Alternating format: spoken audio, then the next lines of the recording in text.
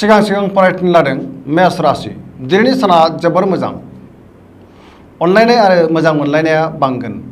गोसोखौ गोबां गोजोननाय मोनगोन। गोबां मोजां मोजां खाबु फैगोन। देहाया दिनै मोजाङै थागोन। अब्लाबो जानाय लोंनायाव सांग्रां जानाया गाहाम। गुबुननि हेफाजाब मोनगोन। रांखावरियाव दिनै जोबोर मोजां होनजायो। मोननो गोनां धोनखौ दिनै मोननो हागोन। आरजिनाय धोनखौ दोनथुमनो हागोन। बेफार फालांगियाव मोजां मुलाम्फा मोनगोन। मावनो लानाय खामानिखौ थि समावनो आरो गोरलैयैनो मावफुंनो हागोन। न'खराव अनलायनाय फैगोन। गुबुननि गोसोखौ दिनै गोरलैयैनो बोनो हागोन। गोसोनि बोलोआ बांगोन। बहानिफ्रायबा मोजां खौरां फैनो हागौ। समाजाव दिनै गोबां मान मोनगोन। बिमा बिफानि अननाय आरो बोर मोनगोन। गोसोनि साननायफोरा जाफुंगोन। लाइमोनफोरा दिनै जोबोर रमान्टिक जागोन। वृष राशि। दिनैनि साना बारा मोजां नङा। गोसोनि लुबैनाया जाफुंनाय नङा। गोसोखौ जोबोर उसुखुथु मोनगोन। मावनो लानाय खामानिखौ थि समाव मावफुंनो हायैनि थाखाय गोबां जिंगायाव गोग्लैगोन। समाजाव दिनै अदेबानि मान मोननो हागोन। रांखावरियाव बारा मोजां नङा। नाङा फाङा खरसाया बांगोन। सोरबा लोगोआ थगायनो नाजागोन। सांग्रां जानाया गाहाम। बेफार फालांगियाव बारा मोजां नङा। गोबां खहा जानांनोबो हागौ। न'खराव बिसि फिसायनि गेजेराव अनलायनाय फैगोन। बिदा फंबायजों मोजां सोमोन्दो थागोन। देहाया दिनै मोजाङै थागोन। अब्लाबो जानाय लोंनायाव सांग्रां जानाया गाहाम। गुबुनजों बाङाय बुंनायानो गाहाम। नङाब्ला गुबुना गोरोन्थि बुजिगोन। थार लोगोनि आंखाल जागोन। लोगोफोरनि हेफाजाब मोननाय नङा। लाइमोनफोरनि गोसोआ दिनै जोबोर लोरबां आरो आला-खाला जागोन। मिथुन राशि। दिनैनि साना जोबोर मोजां। मावनो लानाय खामानिखौ थि समावनो आरो गोरलैयैनो मावफुंनो हानानै गोसोखौ जोबोर गोजोननाय मोनगोन। गुबुननि अननाय आरो मोजां मोननाय मोनगोन। देहाया दिनै मोजाङै थागोन। अब्लाबो नाथाय जानाय लोंनायाव सांग्रां जानाया गाहाम। रांखावरियाव जोबोर मोजां होनजायो। आरजिनाय धोनखौ दोनथुमनो हागोन। बेफार फालांगियाव जोबोर मोजां मुलाम्फा मोनगोन। न'खराव बिसि फिसायनि गेजेराव अनलायनाय फैगोन। समाजाव गोबां मान मोनगोन। गोसोनि बोलोआ बांगोन। गुबुननि गोसोखौ गोरलैयैनो बोनो हागोन। बिदा फंबायजों मोजां सोमोन्दो थागोन। लाइमोनफोरा गोसोखौ जोबोर रमान्टिक मोनगोन आरो गावबा गावनि गोसोनि साननायखौ फोरमायलायनोबो हागोन। कर्कट राशि। दिनैनि साना बारा मोजां नङा। गोसोआव नेगेटिभ साननाय फैगोन। गोसोखौ जोबोर लोरबां आरो गिलुं गिलुं मोनगोन। मावनो लानाय खामानिखौ थि समावनो मावफुंनो गोब्राब जागोन। रांखावरियाव मोजां होनजायो। अदेबानि नाङा फाङा खरसायाबो बांगोन। बेफार फालांगियाव मोजां मुलाम्फा मोनगोन। देहाया दिनै मोजाङै थागोन। अब्लाबो जानाय लोंनायाव सांग्रां जानाया गाहाम। गुबुननि हेफाजाब मोननो हागोन। न'खराव बिसि फिसायनि गेजेराव एना एनि फैनो हागौ। सोरबा लोगोनिफ्राय गाज्रि खौरां मोनगोन। लाइमोनफोरनि गोसोआ दिनै जोबोर आला-खाला जागोन आरो लोरबां जागोन। गोसोनि साननायफ्रा देबोर नांगोन। सिंह राशि। दिनैनि साना जोबोर मोजां। गोसोखौ जोबोर गोजोननाय मोनगोन। बयनिबो अनसायनाय मोनगोन। मावनो लानाय खामानिखौ थि समावनो आरो गोरलैयैनो मावफुंनो हागोन। रांखावरियाव दिनै जोबोर मोजां होनजायो। आरजिनाय धोनखौ दोनथुमनो हागोन। आयआ बांगोन। मोननो गोनां धोनखौबो दिनै मोननो हागोन। बेफार फालांगियाव जोबोर मोजां मुलाम्फा मोनगोन। न'खराव बिसि फिसायनि गेजेराव अनलायनाय फैगोन। बिदा फंबायजों मोजां सोमोन्दो थागोन। बिमा बिफानि अननाय आरो बोर मोनगोन। गोसोनि बोलोआ बांगोन। गोबां खामानि मावनो गोसो थुलुंगाखांगोन। गोसोनि साननायफोरा जाफुंगोन। समाजाव गोबां मान मोननो हागोन। न'खराव बिसि फिसायनि गेजेराव अनलायनाय फैगोन। बिदा फंबायनि अननाय आरो बोरखौ मोननो हागोन। गोबां मोजां मोजां खाबु फैगोन। लाइमोनफोरनि गोसोआ दिनै जोबोर रमान्टिक जागोन आरो गावबा गावनि गोसोनि साननायखौ फोरमायलायनोबो हागोन।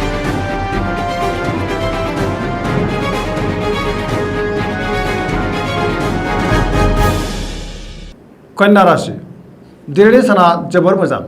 गोसोखौ जोबोर गोजोननाय मोनगोन। समाजाव गोबां मान मोनगोन। गुबुनजों बाख्नाय जागोन। गुबुननि गोसोखौ दिनै गोरलैयैनो बोनो हागोन। बहानिफ्रायबा मोजां खौरां मोनगोन। रांखावरियाव जोबोर मोजां होनजायो। आरजिनाय धोनखौ दोनथुमनो हागोन। बेफार फालांगियाव जोबोर मोजां मुलाम्फा मोनगोन। देहाया दिनै मोजाङै थागोन। अब्लाबो नाथाय जानाय लोंनायाव सांग्रां जानाया गाहाम। न'खराव बिसि फिसायनि गेजेराव अनलायनाय फैगोन। गोबां खामानिखौ मावफुंनो हागोन। सिगांनि बबेबा आद्रा खामानिखौ मावफुंनो हागोन। गोसोनि साननायफ्रा जाफुंसारगोन।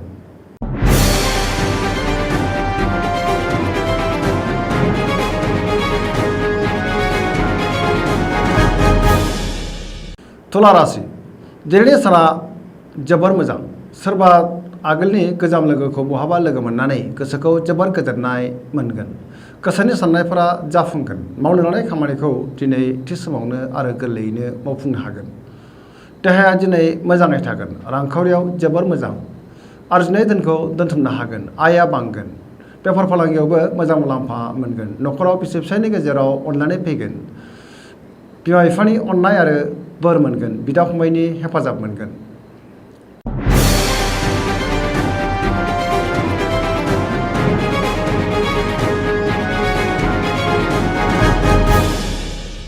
वृश्चिक राशि दिनैनि साना जोबोर मोजां होनजायो। गोसोखौ दिनै जोबोर गोजोननाय मोनगोन। मावनो लानाय खामानिखौ थि समावनो मावफुंनो हागोन। गोसोनि साननायफोरा जाफुंगोन।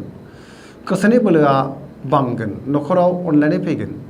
रांखावरियाव मोजां होनजायो। बेफार फालांगियावबो मोजां मुलाम्फा मोनगोन। देहाया दिनै मोजाङै थागोन। अब्लाबो नाथाय जानाय लोंनायाव सांग्रां जानाया गाहाम। सोरबा लोगोआ गाज्रि नोजोर होखोमागोन। सांग्रां जानायनि गोनांथि दङ।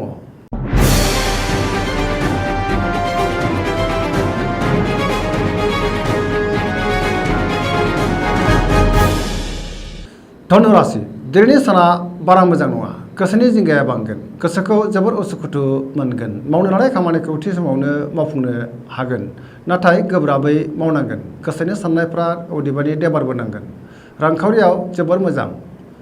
बेफार फालांगियाव मोजां मुलाम्फा मोनगोन। समाजाव मान मोनगोन। न'खराव अनलायनाय फैगोन। समाजाव बयजोंबो बाख्नाय जागोन। गुबुननि थाखाय जिंगाया बांगोन। सोरबा लोगोनि थाखाय जेंनायाव गोग्लैनांनो हागौ। सांग्रां जानायनि गोनांथि दङ।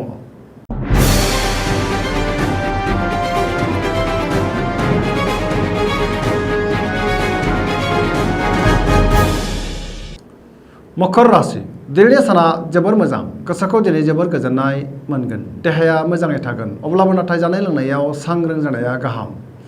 रांखावरियाव जोबोर मोजां होनजायो। मोननो गोनां धोनखौ दिनै मोननो हागोन।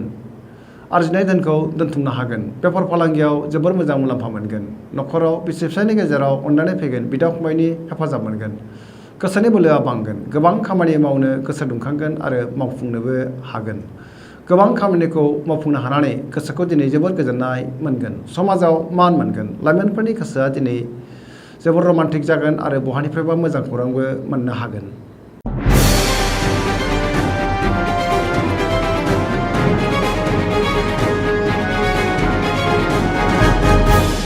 कुम्भ राशि दिनैनि साना बारा मोजां नङा। बहाबा थांनांगौब्ला दिनै हान्थिथ'यैआनो गाहाम। गोबां खहा जानोबो हागौ। गोसोखौ जोबोर गुलुं गुजुं मोनगोन। गोबां गोरोन्थि मावफ्लांनानै लाजि फोनांजानोबो हागौ। मानहानि जानो हागौ। मावनो लानाय खामानिखौ थि समाव मावफुंनो गोब्राब जागोन। रांखावरियाव मोजां। बेफार फालांगियावबो मोजां मुलाम्फा मोनगोन। देहाया दिनै मोजाङै थागोन। न'खराव अनलायनाय फैगोन। माबा जाहोनाव सोरजोंबा एना एनि जानोबो हागौ। बहाबा थाङोब्ला सांग्रां जानायनि जोबोर गोनांथि दङ। गुबुननि थाखाय नाङा फाङा जेंनायाव गोग्लैनांनो हागौ।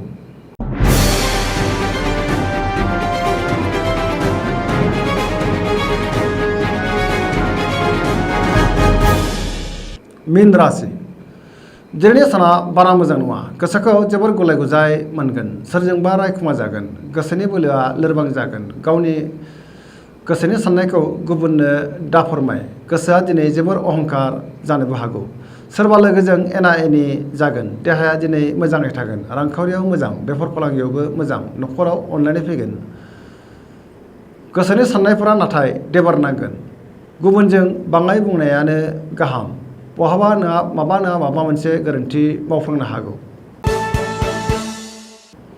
दिनैनि राशि फरायथिनाया एसेनोसै। जोबनायाव बेखौनो खावलायो जाहाथे नोंथांमोना सानफ्रामबो जोंनि बे बड'लेण्ड इंखं टेलिभिजनखौ नायबाय थायो आरो साबस्क्राइब खालामो। एसेनोसै। गोजोन्थों।